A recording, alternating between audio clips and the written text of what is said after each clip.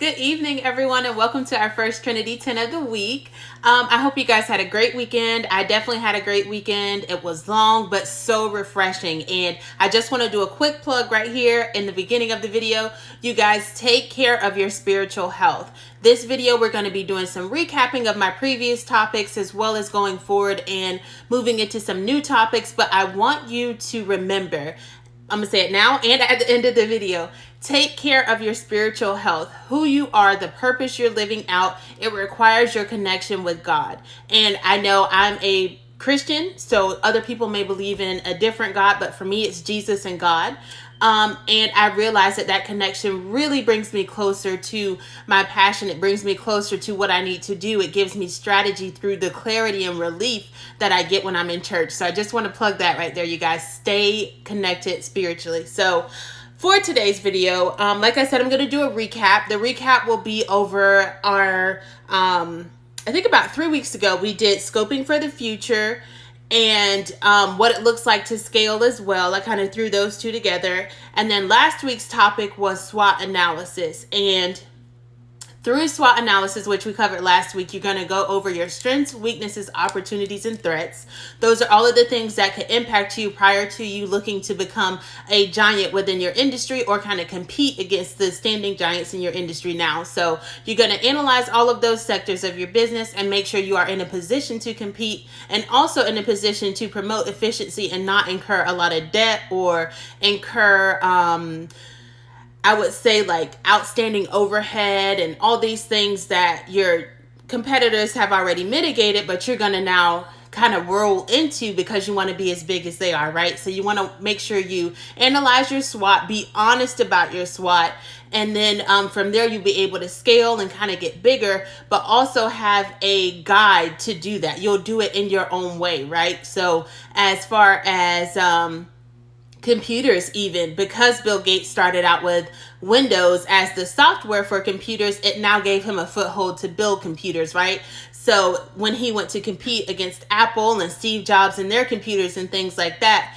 he already had the software that was needed. So we've seen so many different softwares go out of style. I think it was Linux Pro or something like that. That was a software and all these things. But basically what you already do well can become a springboard for you to advance in your industry and become a giant in your industry. So make sure you know what you're good at, which is your strengths. Find out where you're weak. Notice your opportunities and always keep an eye on your threats when it's time for you to expand and grow within your industry. Then I want to talk about the common theme between scoping for the future and your SWOT analysis. Something I said over and over and over last video was honesty.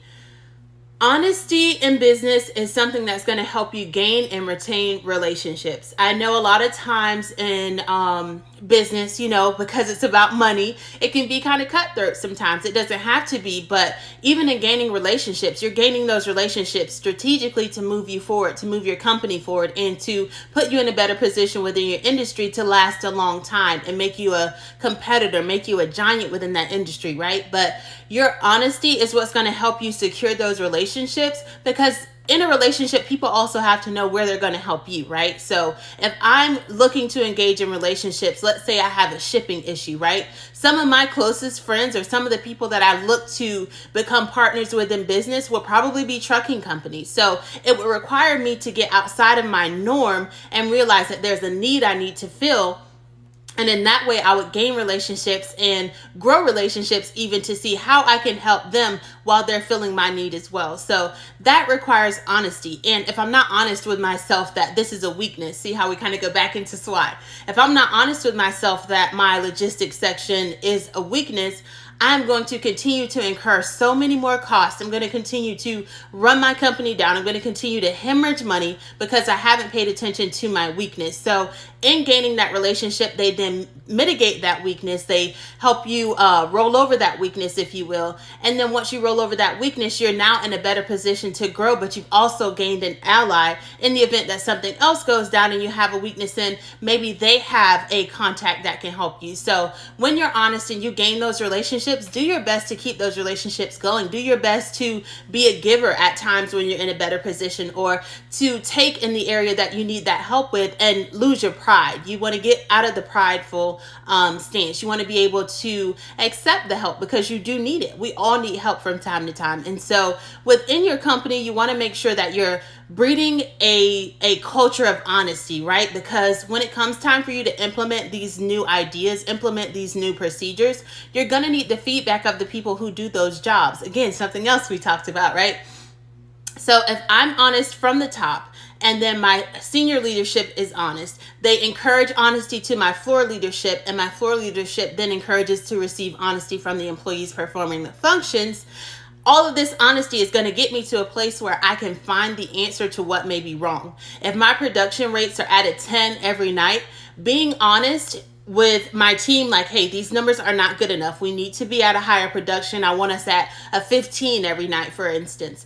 I need to have this honesty trickle down to my team, but then also have my team tell me why we're not reaching that 15, why we're at a 10 every night. And it could be something that I'm not aware of because I'm not in the day-to-day workings of it. So breeding a culture of honesty is really going to help you, because then when you know exactly what's going on, you know exactly where to get help when building relationships. And when knowing exactly where to get help when building relationships, you can then fill their need as well and possibly teach them how to be more honest and open about what it is they need, right?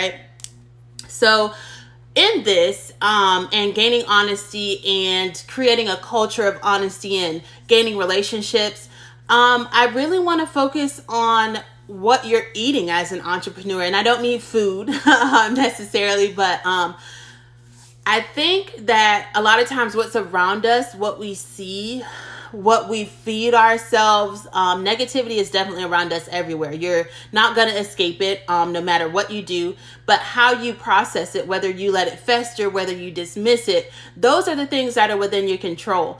And if you want to grow as a business owner, you need to know what's going on and gain the information that it takes to put you in a better position going forward. So if I'm only eating junk, if I'm only eating the news of the past, or if I'm only digesting negativity about my industry, or I'm only digesting the Dow when it's down, or I'm only focused on Wall Street when the IPO goes up of my competitor and they got their IPO before me. If I'm feeding on all of this negative stuff, then it puts me in a position where I'm not going to perform like I need to. And transparent moment, I mean, negativity is always around us, and it's hard to keep going oftentimes when you don't see the results that you want to see. You know you're putting in the work, you know that you are doing your absolute best, you know that you're being honest with yourself and trying to tweak here and change there, but the results aren't coming as quick as you would like for them to come. So as a small business owner, trust me, I get it. But what I do daily is I feed myself information for my future.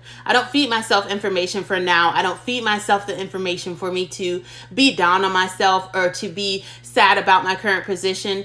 I want to be prepared for when I get to that level, because I know I'll have so many more people depending on me to make better decisions. I'll have so many people depending on me to make a decision that will put them in a better position going forward for them, their families, and then however it trickles down from there. So right now, no, I don't have employees to provide benefits packages for, but I'm going to learn about insurance packages. I'm going to learn about how I pay them. I'm going to learn about what that would look like when it goes to my bottom line versus what I'm paying out for their insurance. I want to be able to see myself in the future. And so therefore, what I digest on a daily basis, what I eat, what I look at, what I scroll through, what I hear, it's all positive. It's all for me to get to my next level. So when you have a culture of honesty, when you have this culture where your team knows they all want to get better, just like you do as an owner, you guys begin to feed each other positivity. You feed each other production. You feed each other the greatness that's within all of us, and realizing that we're a team and how to make that team work, right? So all of these things, the honesty, the team building, the relationship building, all of these things within business make so much sense, and they're synergistic even when you're in business. You need them all. And I want to make sure that as business owners, we're prepared for multiple things that come along with it. And being an entrepreneur doesn't mean you have to think small. All right, guys. So I definitely, again, want to say keep your spiritual strength up. That is a major, major key for me. And I want to make sure I pass that along through my Trinity videos as well. I'm noticing how much I need it, how much prayer has been helpful. So you guys, make sure you take care of your spiritual health, and I will see you all on Thursday. I hope you have a great night. Bye.